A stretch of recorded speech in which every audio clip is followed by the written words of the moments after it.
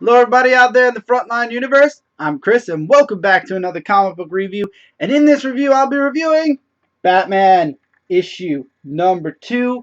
And as I'm showing you guys some artwork, I would like to mention, it's in the title, but I'm going to say it here, spoiler alert. This review will have spoilers about what happened in Batman issue number 2. So if you have not read issue 2 of Batman yet, take this video, pause it, put it in your watch later file or folder or list or whatever these things are that they're doing on YouTube now, and come back after you've read Batman issue 2 and let's see if we agree or disagree with each other.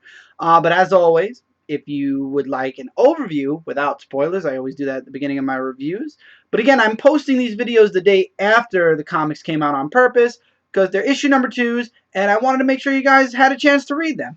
So, non-spoiler overview. I really love the artwork in this book. I like how it opens up with Gotham and Gotham Girl fighting Solomon Grundy. It's not a spoiler, it's part of the previews. And how Batman kind of shows them up. And that's all I'm going to say because that's where the preview ends. But then Gotham wants guidance from Batman. And one thing I didn't like a little bit with this book is Batman feels a little bit out of character, and I'll explain that more in depth, of course, through the in the spoilers and what happened in the book. But Batman feels a little bit too untrusting, too more to himself in this book. A little bit too much, even as Bruce Wayne, too Batman-esque for his own Batman, if that makes any sense whatsoever. He's very, I don't trust anyone. I just trust myself. And it's it's weird. It was a little weird. And I do like that there's a big, something big going on in the background. We get classic Batman villain showing up and a wow last page with why this Batman villain is there and who's actually pulling the strings in the background. So that's all. That's the non-spoiler.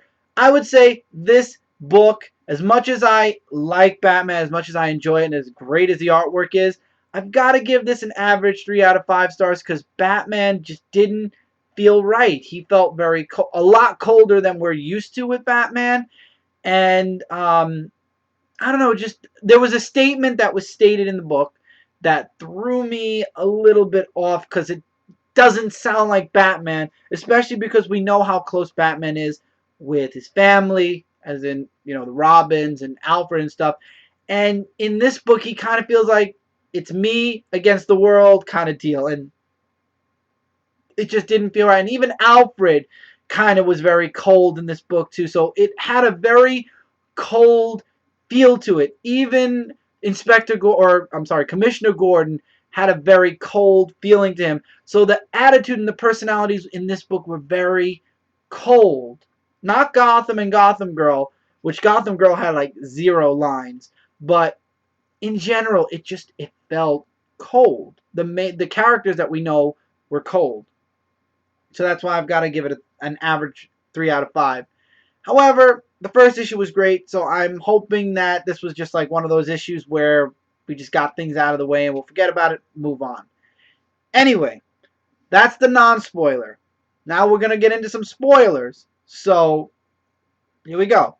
As I said, the book opens up with Gotham and Gotham Girl fighting Solomon Grundy, and they get their butts handed to them. And then Batman shows up, boom, Solomon Grundy's out. Out for the count. And he's like, you're good. I've been watching you. But you need to be better. And he leaves, but Gotham follows him and says, train us, help us. You've been here longer than us. We want to help you. This is our city. This is, this is my city, Gotham says, but this is our city. Let's work together. Let's, be like a Superman. They're very Superman, Supergirl-esque. And he brings up when he died during that Joker Endgame story arc. And I'm wondering if this was like a contingency plan that he set into motion or something. I'm not sure, but anyway, they fast forward to when he's in the Batcave, and like I said, Alfred's very cold. He says, we have a thing upstairs going on. Bruce Wayne needs to make an appearance, and he's like, I don't want to. There's a connection to those missiles and stuff going on in Gotham, and Alfred kind of convinces him to go up, and he's like, I'm only going to go up for a little bit, and then I'm coming right back down here to do some work. And he's like, I expected that. Very cold and sarcastic, which is weird. I'm not used to it. I know that this has happened before in other Batman books and other story arcs, but for me, whenever this stuff happens, it feels weird and weird. So we then go to Commissioner Gordon, who gets a visit from someone, and this person admits, I'm the one that released Solomon Grande. I wanted to. He gives he admits everything, and then he goes for the letter opener, and Inspector Gordon thinks he's gonna kill me. He stabs himself. He basically commits suicide. And he's dumbfounded. So obviously, who's he going to call? Batman. And Bruce sees it during the whole dance thing, and he's just like, I got to go. Walks away. And the girl's like, what? And there was a scene where Duke and Alfred are following Bruce, and Bruce is like, I called Gotham and Gotham Girl. They're going to meet me where Inspector Gordon is. And Duke says something along the lines of, do you trust them? And the word for word what Bruce said, and it threw me off, was, as far as trusting them, I don't even trust Alfred. Wait a minute now. That statement, I don't even trust Alfred, whether he's just saying it to say it to Duke to make Duke believe he doesn't trust Alfred when really he does, that statement is not Batman. The one person or persons Batman trusts with almost anything are Alfred, Dick, Tim. I don't think Jason so much, but Alfred, Dick especially. I would believe Batman trusts, and he said in multiple stories that Alfred is like his father in a way. He's never not trusted Alfred. That statement, I had to stop reading for a second and reread it. I said, maybe he's being sarcastic. And maybe it was supposed to come off sarcastic. I don't know. But the way I read it, it made me kind of double take, because that's not Batman. We all know that Bruce trusts Alfred not only with his life, but with all of his secrets and all of his everything. So that statement on Alfred, that threw me off. That statement completely and utterly threw me off when he said, I don't even trust Alfred. But let's fast forward.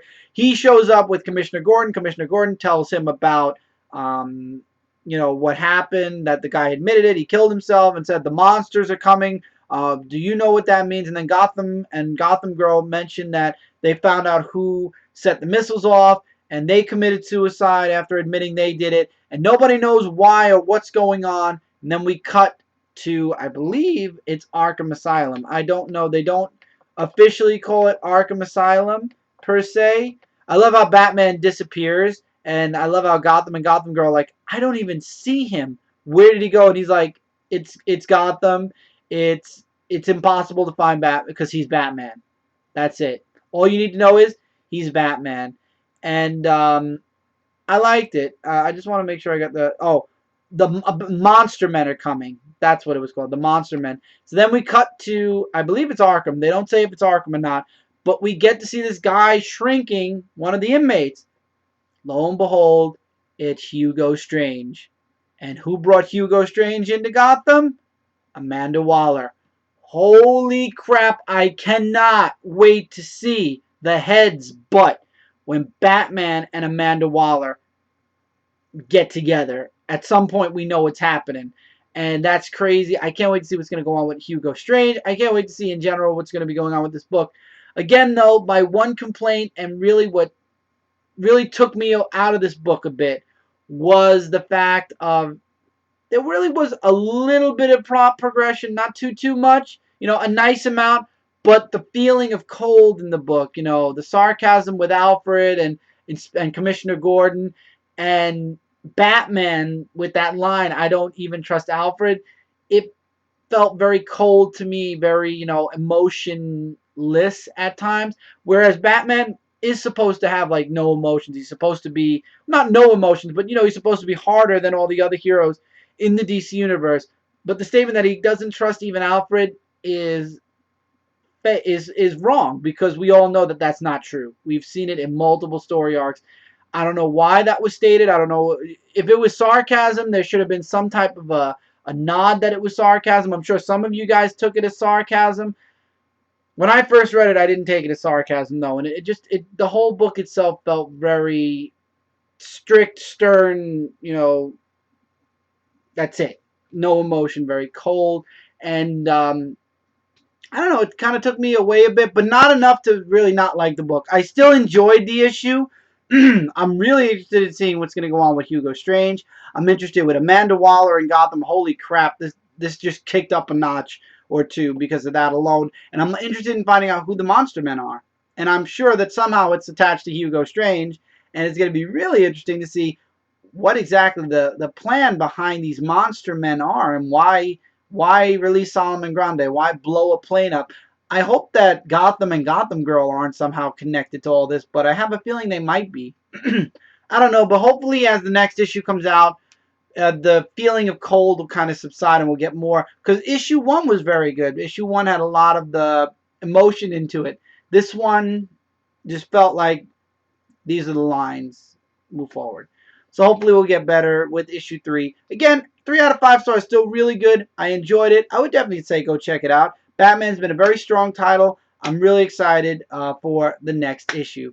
With that, that's it for this review, guys. We are Comic Frontline, your #1 source for comic-related news, reviews, and a whole bunch more. If you haven't subscribed to Comic Frontline yet, hopefully you will, because we have videos going up each and every day, and you do not want to miss out on a single one. So if you sub to us, we're in your sub box. You will not miss out on a single video. Also, go check out comicfrontline.com. Articles going up every single day, if not almost every single day. Lots of really great articles, solicits, previews, what have you. And if you'd like to check out any of our individual work, sorry about that, you can go check it out on the main page or the main channel for Comic Frontline. All of our pages are listed in a straight line, so you guys can pick and choose which one of us you'd like to see some individual work from and enjoy. So till next time, everybody, take care, keep reading, keep collecting, and I'll see you guys really soon in the next video.